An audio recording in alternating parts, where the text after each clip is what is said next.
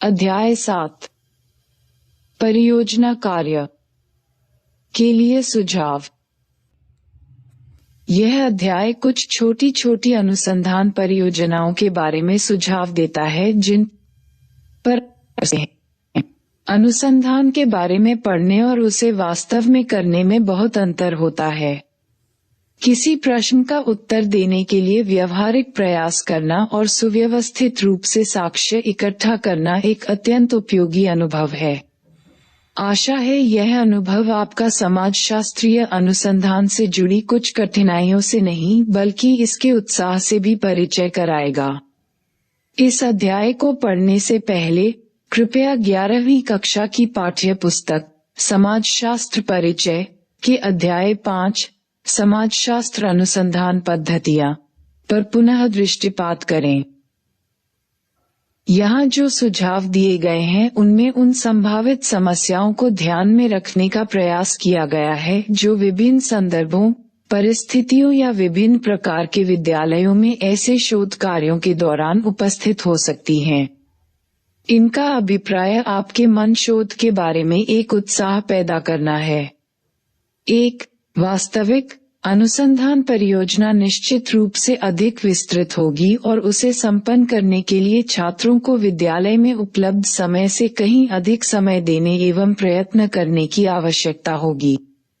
ये सिर्फ सुझाव मात्र है। आप अपने अध्यापकों के साथ विचार विमर्श कर अन्य शोध परियोजनाएं तैयार कर उन पर कार्य करने के लिए स्वतंत्र हैं। प्रत्येक अनुसंधान प्रश्न यानी शोध विषय पर कार्य करने के लिए एक उपयुक्त अनुसंधान पद्धति की आवश्यकता होती है। एक प्रश्न का उत्तर अक्सर एक से अधिक पद्धतियों से दिया जा सकता है, लेकिन यह आवश्यक नहीं है कि एक अनुसंधान पद्धति सभी प्रश्नों के लिए उपयुक्त हो।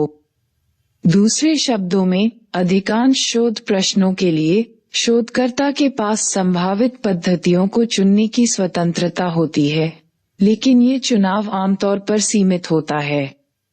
शोध प्रश्न का सावधानीपूर्वक निर्धारण करने के बाद शोधकर्ता का सबसे पहला काम उपयुक्त शोध प्रणाली का चयन करना होता है।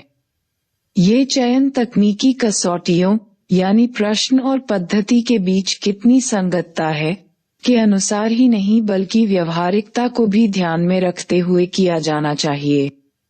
व्यवहारिकता में अनेक बातें शामिल हो सकती हैं, जैसे अनुसंधान के लिए उपलब्ध समय की मात्रा, लोगों एवं सामग्री दोनों के रूप में उपलब्ध संसाधन, वे परिस्थितियां जिनमें शोध किया जाना है, इत्यादि। उदाहरण के लिए, मान लीजिए कि आप सहशिक्षालयों और केवल बालकों या केवल बालिकाओं वाले विद्यालयों के बीच तुलना करना चाहते हैं। दरअसल यह एक व्यापक विषय है, इसलिए सर्वप्रथम आप एक विशेष प्रश्न तैयार करें जिसका आप उत्तर देना चाहते हो। उदाहरण के लिए, क्या सह शिक्षा विद्यालयों के छात्र केवल बालकों, बालिकाओं वाले विद्यालयों के छात्रों की अपेक्षा पढ़ाई में बेहतर प्रदर्शन करते हैं? क्या केवल बालकों वाले विद्यालय खेल कूद में सह शिक्षा विद्यालयों से हमेशा बेहतर होते हैं? क्या केवल बालकों या बालिकाओं वाले विद्यालयों में पढ़ने वाले बच्चे सह शिक्षा विद्यालयों में पढ़ने वाले बच्चों की अपेक्षा अधिक खुश रहते हैं? अथवा इसी तरह के अन्य प्रश्न। एक निर्धारित प्रश्न चुन लेने के बाद अगला कदम होता है उपयुक्त पद्धति का चयन करना। उदाहरणार्थ, अंतिम प्रश्न यानी क्या केवल बालकों या बालिकाओं वाले विद्यालयों के बच्चे अधिक खुश रहते हैं? इस प्रश्न का उत्तर जानने के लिए आप विभिन्न प्रकार के विद्यालयों के छात्रों से साक्षात्कार की पद्धति चुन सकते हैं। साक्षात्कार में आप छात्रों से सीधे ये पूछ सकते हैं कि वे अपने विद्यालय के बारे में कैसा महसूस करते हैं। फिर आप इस प्रकार इकट्ठे किए गए उत्तरों का विश्लेषण ये देखने के लिए कर सकते हैं कि क्या विभिन्न प्रकार के विद्यालयों में पढ़ने वाले छात्रों के उत्तरों में क्या कोई भिन्नता। शोध प्रश्नों का उत्तर प्राप्त करने के लिए एक विकल्प के रूप में आप एक दूसरी पद्धति भी अपना सकते हैं, जैसे प्रत्यक्ष प्रेक्षण इसका अर्थ ये हुआ कि आपको सह शिक्षा और बालिका वाले विद्यालयों में कुछ समय यह अवलोकन करने में बिताना होगा कि वहाँ के छात्र कैसा व्यवहार करते हैं। आपको कुछ कसौटियां निर्धारित करनी होंगी जिनके आधार पर आप ये कह सकेंगे कि छात्र अपने विद्यालय से कितना खुश हैं। इस प्रकार पर्याप्त समय तक विभिन्न प्रकार के स्कूलों का अवलोकन करने के बाद आप अपने प्रश्न का ठीक उत्तर देने की आशा कर सकेंगे। आप एक तीसरी पद्धति, सर्वेक्षण प्रणाली, भी अपना सकते हैं। इसके लिए आपको छात्रों से उनके विद्यालय के बारे में उनके विचार जानने के लिए एक प्रश्नावली तैयार करनी होगी। इसके बाद आप अपनी प्रश्नावली प्रत्येक प्रकार के विद्यालय में समान संख्या में छात्रों को वितरित कर देंगे। तत्पश्चात आप छात्रों से भरी हुई प्रश्नावलियों को इकट्ठा करके उनके परिणामों का विश्लेषण करेंगे। यहाँ कुछ व्यावहारिक कठिनाइयों के उदाहरण दिए गए हैं जो इस तरह का अनुसंधान करते समय शायद आपके समक्ष आ सकती हैं। मान लीजिए कि आप सर्वेक्षण करने का निर्णय लेते हैं। आपको सर्वप्रथम प्रश्नावली की बहुत तैयार करनी होंगी।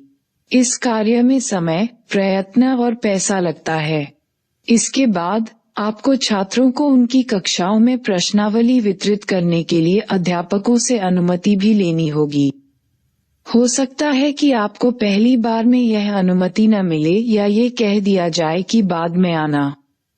प्रश्नावली वितरण के बाद ये स्थिति आ सकती है कि जिन छात्रों को आपने प्रश्नावली दी थी, उनमें से बहुतों ने तो उसे भरकर लौटाने का कष्ट ही न किया हो।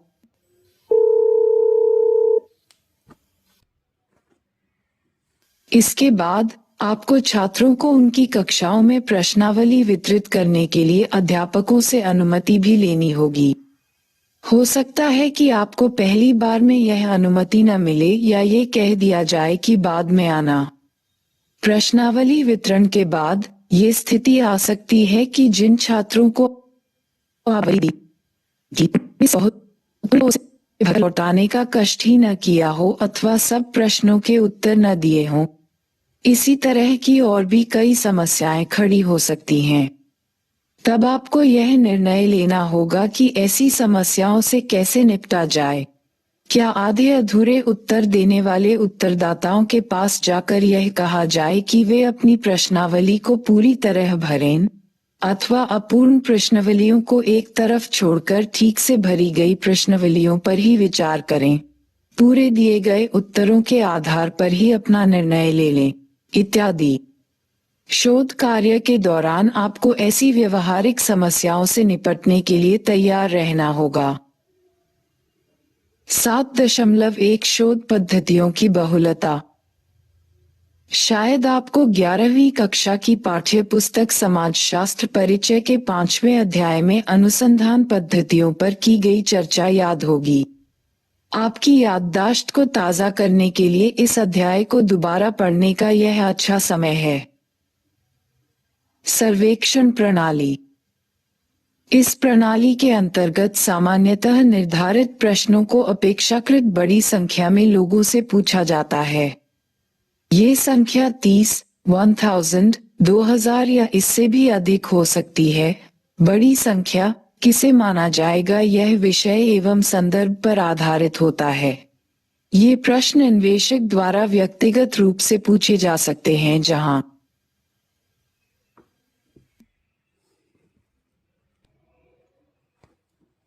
उत्तरदाता प्रश्न सुनकर उनका उत्तर देता है और अन्वेषक उन उत्तरों को लिख लेता है, अथवा प्रश्नावली उत्तरदाताओं को सौंप दी जाती है और उत्तरदाता स्वयं उन प्रश्नावलियों को भरकर अन्वेषक को लौटा देते हैं। सर्वेक्षण प्रणाली का मुख्य लाभ ये है कि इसके अंतर्गत एक साथ काफी बड़ी संख्या में लोगों के विचार जाने जा सकते हैं। इसलिए इसके परिणाम संबंधित समूह या जनसंख्या के विचारों का सही प्रतिनिधित्व करते हैं।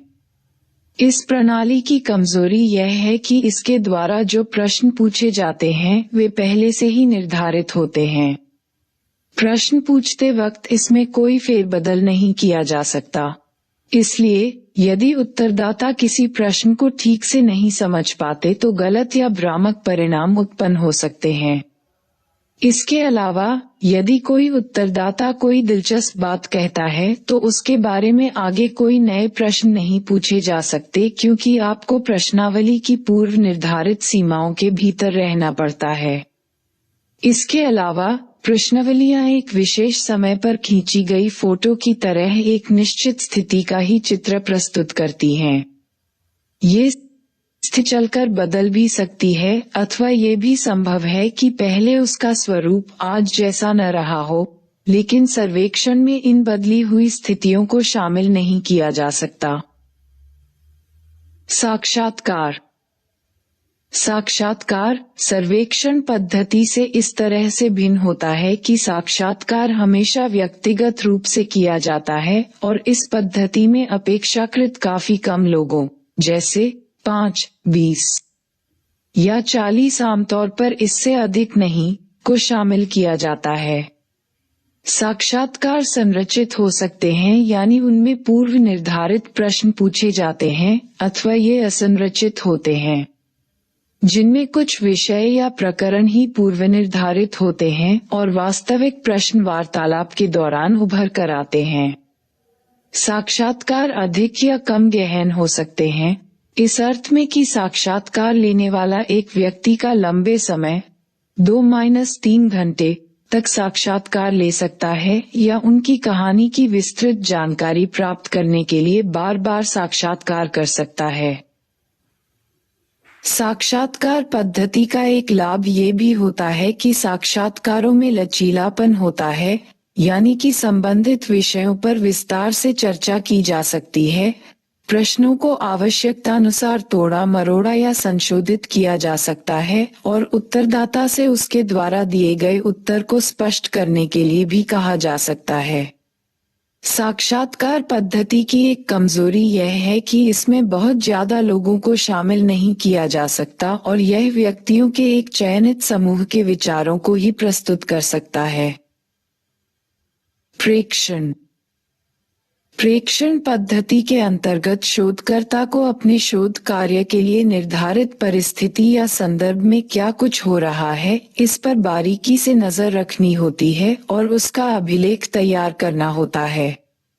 ये काम ऊपर से तो बहुत आसान दिखाई देता है, पर व्यवहारिक रूप से हमेशा इतना सरल नहीं होता। कौन सी घटना शोध कार्य की दृष्टि से प्रासंगिक है और कौन सी नहीं है, इसका पूर्व निर्णय किए बिना जो कुछ हो रहा है उस पर सावधानी पूर्वक नजर रखनी होती है।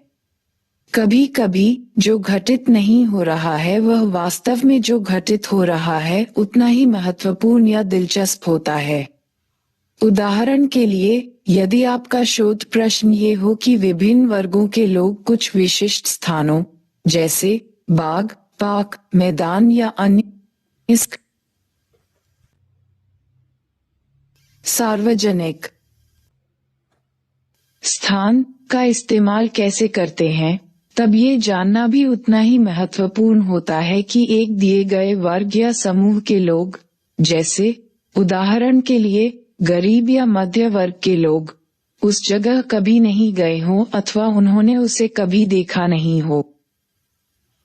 एक से अधिक पद्धतियों का सम्मिश्रण। आप एक ही शोध प्रश्न पर विभिन्न दृष्टिकोणों से विचार करने के लिए पद्धतियों का सम्मिश्रण भी कर सकते हैं। वस्तुतः इस सम्मिश्रण को अपनाने के लिए अक्सर सिफारिश की जाती है। उदाहरण के लिए, यदि आप सामाजिक जीवन में समाचार पत्र और टेलीविजन जैसे जनसंचार के साधनों की बदलती हुई स्थिति के बारे में शोध कर रहे हैं, तो आप सर्वेक्षण और ऐतिहासिक पद्धतियों को एक साथ अपना सकते हैं। सर्वेक्षण आपको ये बतला देगा कि आज क्या हो रहा है, जबकि ऐतिहासिक पद्धति से आपको ये पता चल सकेगा कि पहले पत्रिकाएं, समाचार पत्र अथवा टेलीविजन के कार्यक्रम कैसे होते थे।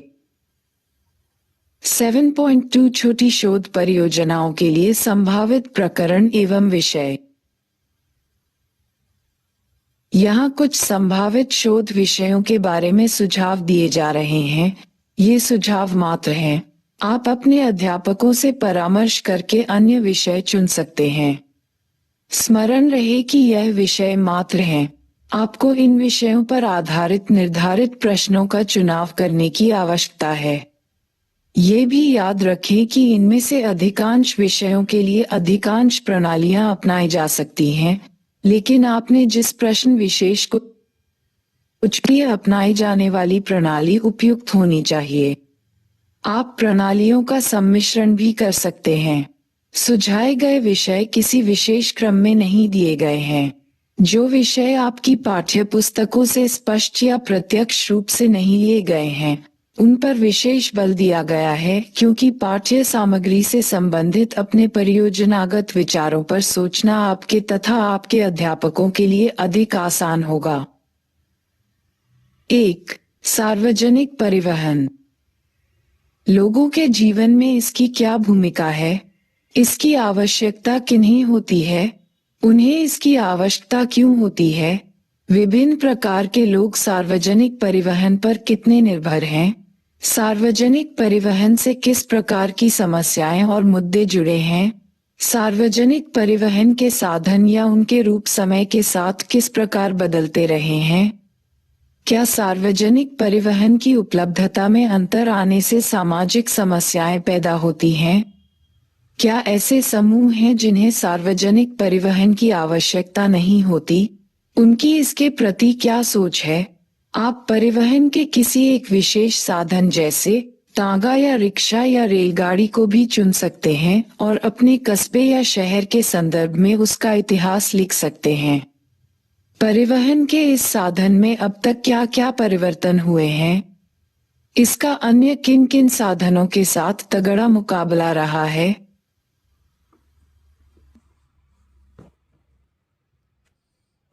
इस मुकाबले में किसकी जीत या हार हुई? इस हार या जीत के कारण क्या थे? परिवहन के इस साधन का भविष्य कैसा होगा?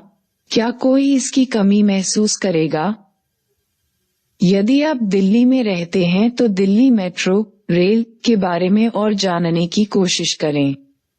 क्या आप एक विज्ञान कथा लिख सकते हैं कि आज से लगभग 50 साल बाद यानी 2050 या 2060 में यह मेट्रो रेलगाड़ी कैसी होगी? याद रहे, एक अच्छी विज्ञान कथा लिखना आसान नहीं होता। आप जो भी कल्पना करें उसके लिए कारण अवश्य दें। ये कल्पनाएं वर्तमान वस्तुओं, स्थितियों, संबंधों से अलग होते हुए भी इनसे किसी मायने में जुड़ी भी होनी चाहिए।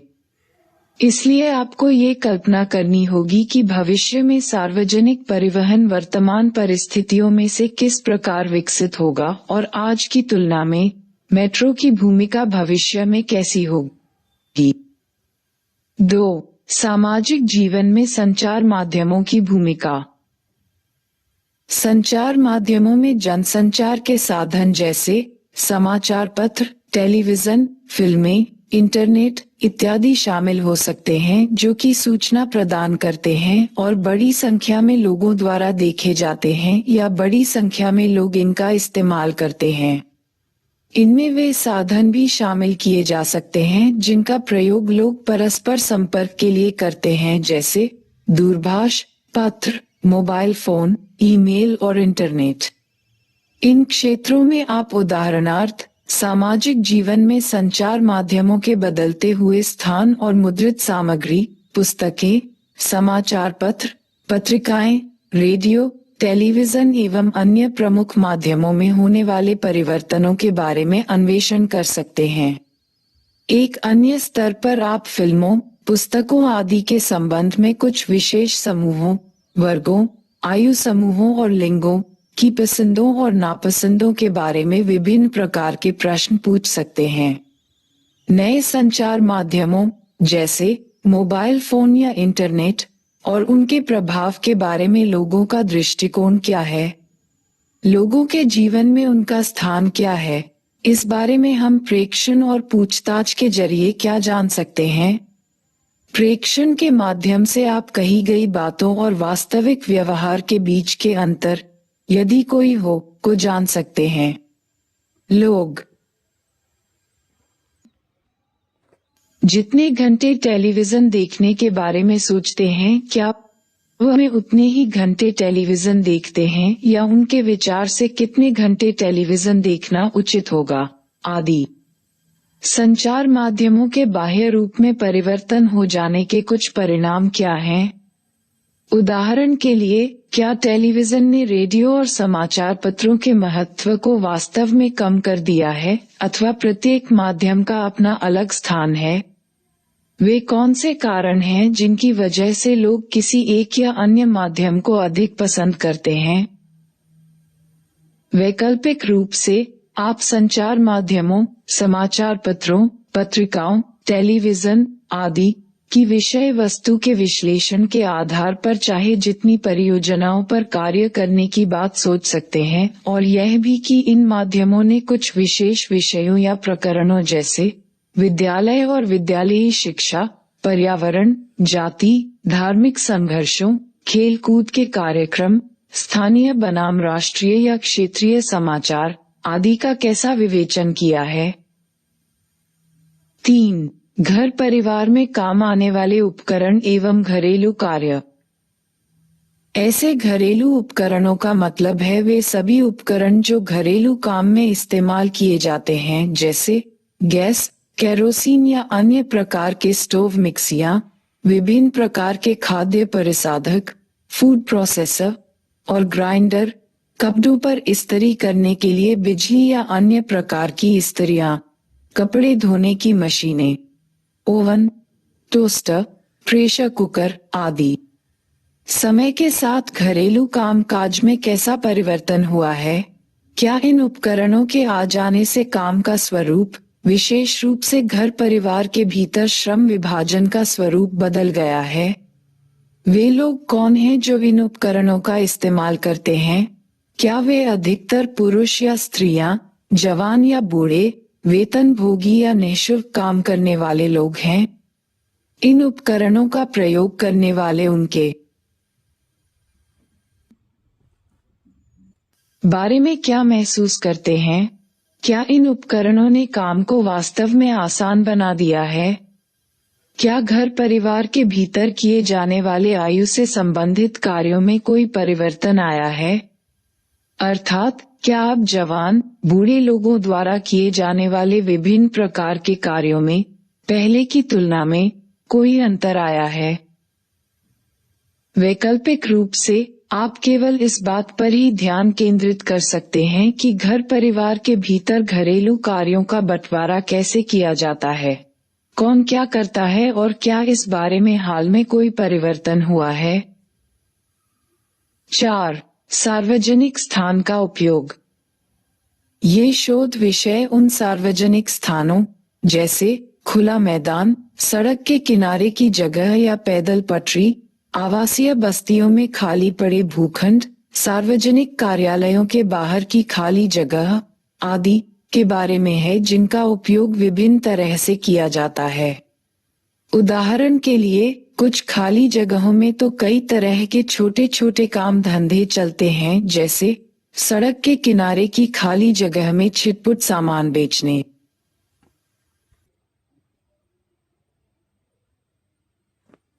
वाले खड़े होते हैं, छोटी मोटी कामचलाऊ दुकानें होती हैं अथवा वाहन खड़े किए जाते हैं। अन्य जगहें वैसे तो खाली दिखाई देती हैं, लेकिन समय समय पर विभिन्न तरीकों से काम में लाई जाती है, जैसे विवाह या धार्मिक समारोहों के लिए, सार्वजनिक बैठकों के लिए अथवा कई तरह की चीजें फेंकने के लिए। अनेक खाली स्थानों पर बेघर गरीब लोग रहने लगते हैं और इस प्रकार वहां उनके घर ही बन जाते हैं। इस सामान्य विषय पर आप कुछ शोध प्रश्न तैयार करने की कोशिश करें।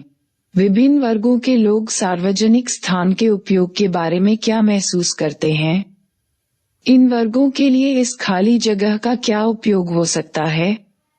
आपके पड़ोस में स्थित किसी खाली जगह का इस्तेमाल समय के साथ कैसे बदलता रहा है? क्या इसकी वजह से कोई लड़ाई झगड़ा या मनमुटाव होता है? इन झगड़ों के क्या कारण हैं? 5. विभिन्न आयु वर्गों की बदलती हुई आकांक्षाएं। क्या आपके संपूर्ण जीवन में आपकी महत्वाकांक्षाएं सदा एक जैसी ही रही हैं? अधिकांश लोग विशेष रूप से छोटी उम्र में अपने लक्ष्य बदलते रहते हैं।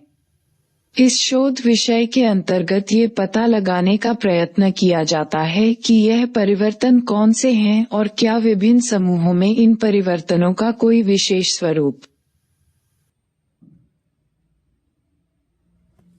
है। इस संबंध में शोध कार्य करने के लिए आप विभिन्न प्रकार के विद्यालयों में विभिन्न आयु वर्गों, जैसे कक्षा 5, 8 और 11 के बच्चों, स्त्री पुरुष, विभिन्न पैतृक पृष्ठभूमि आदि के लोगों को चुन सकते हैं और ये देख सकते हैं कि क्या उनमें परिवर्तन का कोई विशेष रूप दिखाई देता है। आप अपने शोध कार्य में शामिल कर सकते हैं और ये देख सकते हैं कि क्या उन्हें कोई ऐसा परिवर्तन याद आता है और क्या विद्यालय जाने वाले बच्चों की तुलना में विद्यालयी शिक्षा समाप्त कर चुके परिवर्तनों का कोई निश्चित स्वरूप है। 6. एक वस्तु की जीवनी। आप अपने घर में मौजूद एक विशेष उपभोग वस्तु जैसे टेलीविजन, मोटरसाइकिल, कारपेट, कालीन या फर्नीचर के बारे में सोचें। ये कल्पना करने की कोशिश करें कि उस वस्तु का जीवन इतिहास क्या रहा होगा। आप अपने आप को वह वस्तु मानकर अपनी आत्मकथा लिखें। उस वस्तु को अपनी वर्तमान स्थिति तक पहुंचने के लिए विनिमय के किन दौरों से गुजरना पड़ा है? क्या आप उन सामाजिक संबंधों को खोज सकते हैं जिनके माध्यम से वह वस्तु बनाई, बेची और खरीदी गई थी? इसके मालिकों यानी आप, आपके परिवार, समुदाय के लिए क्या प्रतीकात्मक महत्व है? यदि आपका टेलीविजन या सोफा सेट अथवा मोटरसाइकिल स्वयं सोच या बोल सकता तो वह उन लोगों के बारे में क्या कहता जिनके संपर्क में वह आया है, जैसे आपका परिवार अथवा अन्य परिवार या घर जिनकी आप कल्पना कर सकते हो।